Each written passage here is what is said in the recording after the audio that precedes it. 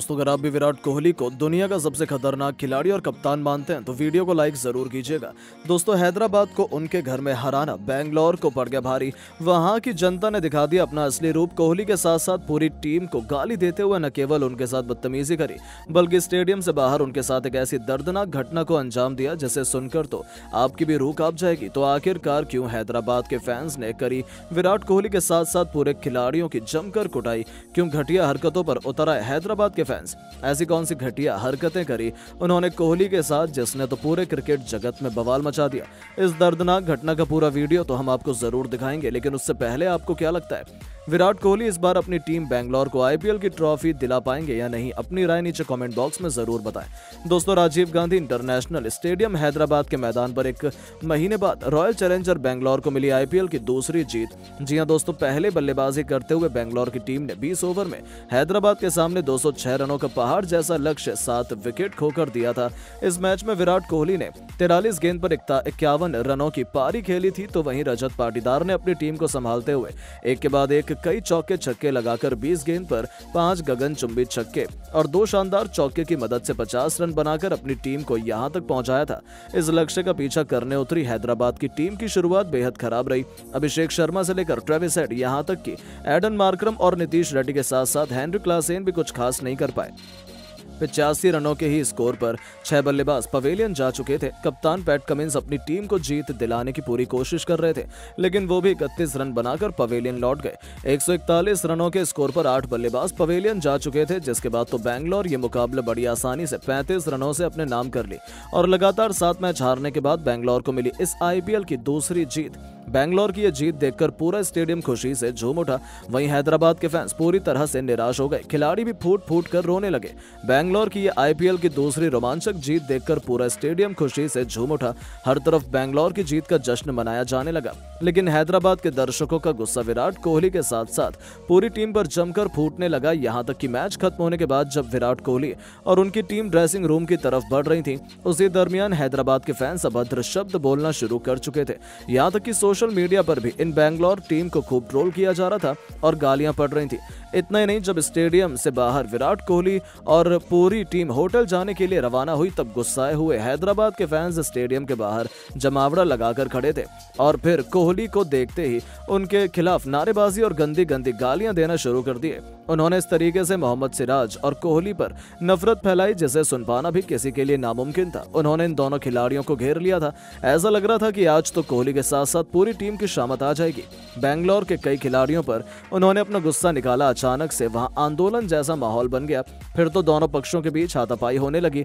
कुछ तो बेंगलोर के जिगरी फैंस खिलाड़ियों को बचाने के लिए आ गए। हालांकि सलाम है पुलिस बल और सिक्योरिटी का, जिन्होंने हालात पर काबू किया, भीड़ को वहां से अलग किया और बेंगलोर के खिलाड़ियों को खास तौर पर कोहली को सुरक्षित वहां से निकाला।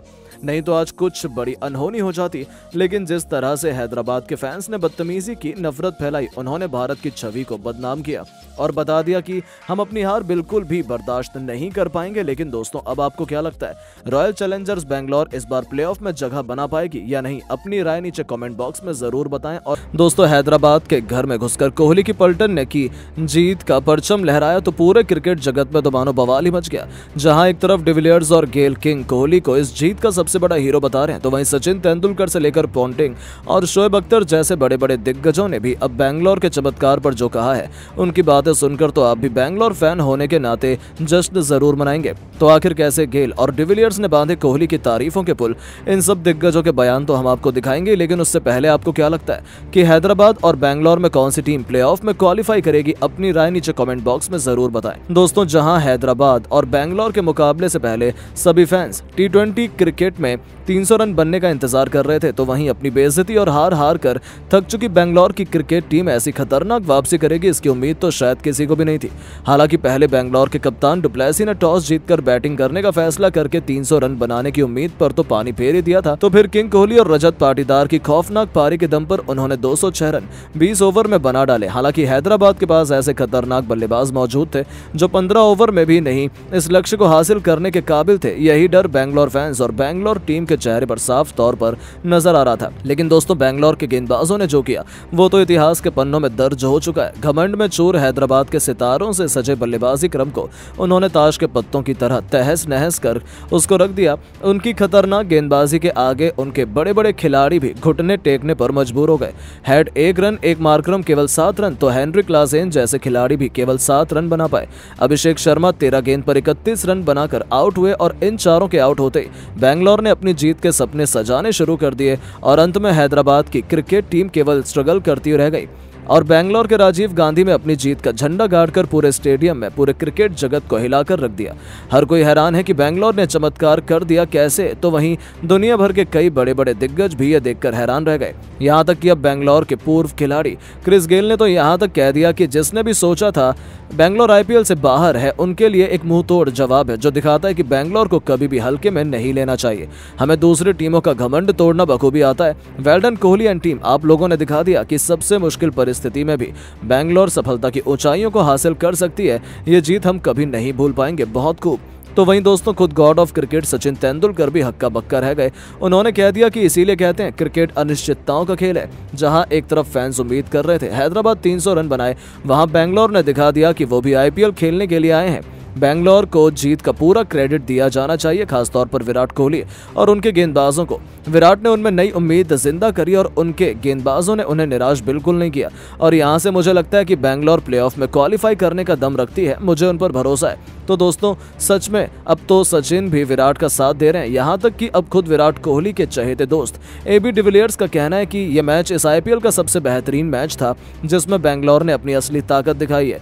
यही हमारी खूबी है। जब भी हमें कोई कमजोर समझता है, उन्हें लगता है हम गेम से बाहर हैं, तभी हम पलटवार करते हैं और ये एक कड़वी सच्चाई है। जिस तरीके से इस मैच में कोहली ने बैटिंग की, हमारे गेंदबाजों ने बॉलिंग की, हम एक नई रणनीति और जोश के साथ आए हैं और हमने हैदराबाद की बोलती बंद की है। ये जीत बेहद स्पेशल और एक्साइटिंग है।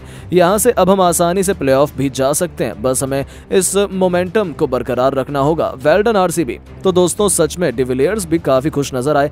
तो वहीं पाकिस्तान तक भी बैंगलोर के इस जीत के चर्चे हो रहे हैं, जहाँ खुद शोएब अख्तर ने कह दिया कि बैंगलोर जैसी अनएक्सपेक्टेड टीम मैंने कभी नहीं देखी है। सबने सोच लिया था कि वो आईपीएल 2024 से बाहर है। हालांकि मुझे उन पर भरोसा था क्योंकि बैंगलोर ऐसा ही करती है, लेकिन जहां तक मुझे लगता है बैंगलोर ये मैच जरूर जीत लेगी, लेकिन अगले 2-3 मैच ही गवा देगी। उसका उनके साथ यही होता है, वो थोड़ी सी उम्मीद देते हैं और फिर बाद में हार जाते हैं। भले ही बैंगलोर ने यह मैच जीत लिया, कोहली को इसके लिए बहुत बहुत बधाई, लेकिन मुझे नहीं लगता कि यहां से प्लेऑफ में क्वालिफाई कर पाएगी। तो वहीं दोस्तों, अंत में ऑस्ट्रेलिया के महान कप्तान रिकी पॉन्टिंग का कहना है कि जब तक 100% कंफर्म ना हो कि बैंगलोर बाहर है, आपको कभी भी उन्हें हल्के में नहीं लेना चाहिए। हैदराबाद ने यही गलती की थी। मुझे लगता है कि हैदराबाद जानबूझकर ये मैच हारी है क्योंकि वो आसानी से ये मुकाबला जीत सकते थे, लेकिन उनके खिलाड़ियों को बड़े शॉट खेलने चाहे और वो आउट हो गए। इसमें बैंगलोर को क्रेडिट थोड़ा बहुत मिलना चाहिए, लेकिन मैं बैंगलोर की जीत से ज्यादा हैदराबाद की हार से निराश हूँ। तो दोस्तों, सच में इस दुनिया के सभी दिग्गजों ने अलग अलग रिएक्शन दिए हैं, जिनके बयान बहुत तेजी से वायरल भी हो रहे हैं। लेकिन अब आपको क्या लगता है कि बैंगलोर और हैदराबाद में कौन सी टीम आईपीएल 2024 के प्लेऑफ में क्वालिफाई करेगी? अपनी राय नीचे कमेंट बॉक्स में जरूर दें। दोस्तों, आईपीएल का सबसे जबरदस्त मुकाबला राजीव गांधी इंटरनेशनल स्टेडियम में रॉयल चैलेंजर बैंगलोर और सनराइजर्स हैदराबाद के बीच खेला गया। इस मुकाबले में बैंगलोर ने टॉस जीतकर पहले गेंदबाजी करने का मौका मिला। टीम की तरफ से ओपनिंग की शुरुआत करने मैदान पर विराट कोहली के साथ कप्तान फाफ डु प्लेसिस आए। ये दोनों बल्लेबाज बेहद ही आक्रामक अंदाज में नजर आ रहे थे। वहीं हैदराबाद की तरफ से पहला ओवर लेकर आए अभिषेक शर्मा। इनका स्वागत विराट कोहली ने पहली गेंद पर शानदार चौका लगाकर किया और अपनी टीम का खाता खोला। इसके बाद दोनों बल्लेबाज सिंगल डबल लेकर पहले ही ओवर में 10 रन बटोर लिए। हैदराबाद की तरफ से दूसरा ओवर लेकर आए भुवनेश्वर कुमार। इनका स्वागत पहली गेंद पर कप्तान फाफ डु प्लेसिस ने शानदार चौका लगाकर किया और अपनी टीम के स्कोर को तेजी से आगे बढ़ाया। इसके बाद भी फाफ डु प्लेसिस रुकने का नाम नहीं लिए। पांचवी गेंद को भी उन्होंने चौके में तब्दील कर दिया। भुवनेश्वर कुमार के ओवर की अंतिम गेंद पर भी फाफ डु प्लेसिस ने खतरनाक अंदाज में चौका जड़ते हुए ओवर को समाप्त किया और अपनी टीम के स्कोर को 2 ओवर में ही 24 रनों तक पहुंचा दिया। हैदराबाद की तरफ से तीसरा ओवर लेकर आए खुद कप्तान पैट कमिंस, लेकिन इनका स्वागत पहली गेंद पर विराट कोहली ने बेहतरीन चौका जड़कर किया। इसके बाद भी कोहली का बल्ला रुकने का नाम नहीं लिया। दूसरी गेंद को भी उन्होंने चौके में तब्दील कर दिया। कोहली की बल्लेबाजी देखकर बैंगलोर के कप्तान फाफ डु प्लेसिस भी रुकने का नाम नहीं लिए। चौथी गेंद पर उन्होंने खतरनाक अंदाज में छक्का जड़कर इस ओवर से दोनों बल्लेबाजों ने मिलकर 19 रन बटोरकर अपनी टीम को 3 ओवर में ही 43 रनों तक पहुंचा दिया। एक बार फिर विकेट की तलाश में चौथा ओवर लेकर आए हैदराबाद के नए गेंदबाज टी नटराजन, लेकिन विराट कोहली ने इनको भी नहीं छोड़ा। पहली गेंद पर शानदार चौका जड़कर स्वागत किया, लेकिन तभी नटराजन ने अपने ओवर की 5वीं गेंद पर बेंगलोर के कप्तान फाफ डु प्लेसिस को पवेलियन का रास्ता दिखाकर अपनी टीम को पहली सफलता दिला दी। बेंगलोर को 48 रनों के स्कोर पर पहला झटका लग गया। फाफ डु प्लेसिस टीम के लिए केवल 12 गेंद पर 25 रन बनाकर पवेलियन लौट गए, लेकिन विराट कोहली मैदान पर अभी भी टिके हुए थे। इनका साथ देने के लिए नए बल्लेबाज विल जैक आ चुके थे। इन दोनों खिलाड़ियों के कंधों पर टीम की पूरी जिम्मेदारी आ चुकी थी। रॉयल चैलेंजर बेंगलोर का स्कोर 4 ओवर में ही 49 रनों तक 1 विकेट पर पहुंच गया था। हैदराबाद के कप्तान विकेट की तलाश में एक बार फिर बॉलिंग में बदलाव करते हुए गेंद उन्होंने 5वां ओवर फेंकने के लिए शहबाज अहमद को थमाई। बेंगलोर के बल्लेबाजों ने मिलकर अपनी टीम के स्कोर को 50 रनों के पार पहुंचा दिया, लेकिन शहबाज अहमद ने बेहतरीन गेंदबाजी का नजारा दिखाया और केवल 2 रन दिए। बेंगलोर का स्कोर 5 ओवर में 51 रनों तक बन पाया था। पावर प्ले का अंतिम ओवर लेकर आए एक बार फिर हैदराबाद की तरफ से टी नटराजन। इनका स्वागत एक बार फिर विराट कोहली ने ही तीसरी गेंद पर खतरनाक अंदाज में छक्का लगाकर किया। देखते देखते बेंगलोर का स्कोर पावर प्ले के 6 ओवर में ही 61 रनों तक पहुंच गया। हैदराबाद की तरफ से 7वां ओवर लेकर आए मयंक मार्कंडे। इन्होंने अपने ओवर की अंतिम गेंद पर विल जैक को क्लीन बोल्ड कर पवेलियन का रास्ता दिखा दिया और अपनी टीम को दूसरी सफलता दिला दी।